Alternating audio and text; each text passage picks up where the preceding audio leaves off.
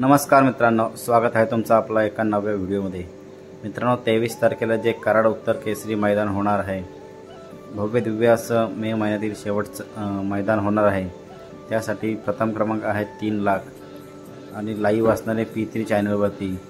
अशा या मैदानात मित्रांनो मथुरचे 23 तारीख आणि 28 तारखेचं काटाकीर असं नियोजन झालेलं आहे। मित्रांनो मथुर सध्या चांगल्याच फॉर्ममध्ये पडत आहे।